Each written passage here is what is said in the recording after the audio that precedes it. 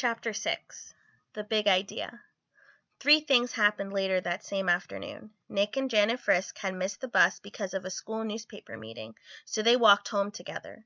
They were seeing who could walk along the curb without falling. It took a lot of concentration, and when Janet stepped off into the street, Nick said, "That's 3 points for me." But Janet said, "I didn't fall. I saw something. Look." She bent down and picked up a gold ballpoint pen, the fancy kind.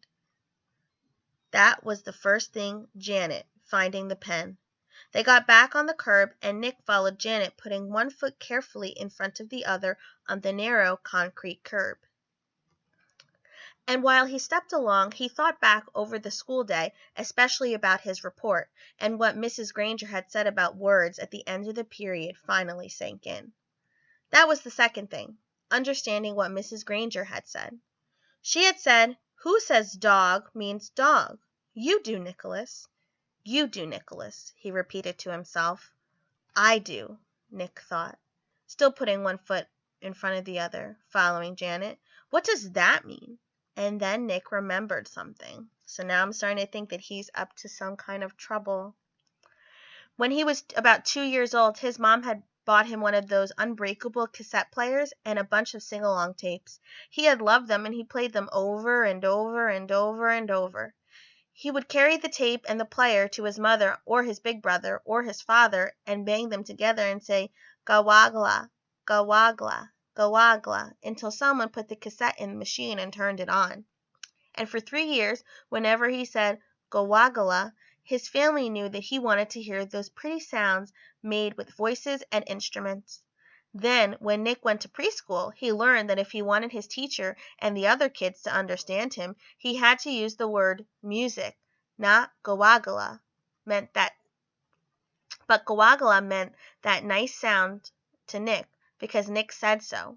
Who says gawagla means music? You do, Nicholas. "No fair!" yelled Janet. They were at the corner of their own street, and Nick had bumped into her, completely absorbed in his thoughts. Janet stumbled off the curb, and the gold pen in her hand clattered onto the street. "Sorry, I didn't mean to. Honest," said Nick. "I just wasn't watching. Here."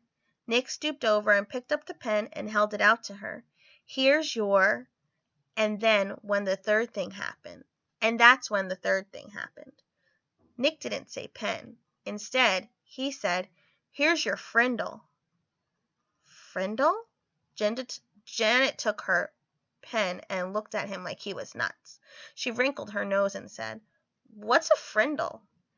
Nick grinned and said, "You'll find out. See you later." It was there at the corner of Spring Street and South Grand Avenue, 1 block from home, on a September afternoon. That's when Nick got the big idea. So here's a picture of him and Janet. And by the time he had run down the street and up the steps and through the doors and upstairs to his room, it wasn't just a big idea. It was a plan, a whole plan, just begging for Nick to put it into action. And action was Nick's middle name.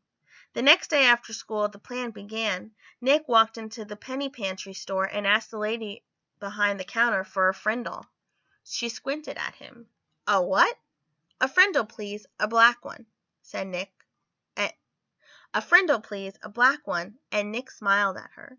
She leaned over closer and aimed one ear at him. "You want a what?" "A Frindle," and this time Nick pointed at the ballpoint pens behind her on the shelf. "A black one, please." The lady handed Nick the pen. He handed her the 49 cents and said, "Thank you," and left the store. 6 days later, Janet stood at the counter of the penny pantry. Same store, same lady. John had come in the day before, and Pete the day before that, and Chris the day before that, and Dave the day before that. Janet was the 5th kid that Nick had sent in there to ask the woman for a Frindle. And when she asked, the lady reached right for the pens and said blue or black. Nick was standing 1 aisle away at the candy racks, and he was grinning. Frindle was a real word. It meant pen. Who says Frindle means pen? You do, Nicholas. Half an hour later, a group of serious 5th graders had a meeting in Nick's playroom. It was John, Pete, Dave, Chris, and Janet, and Nick. And that's 6 kids. 6 secret agents. They held up their right hands and read the oath Nick had written out.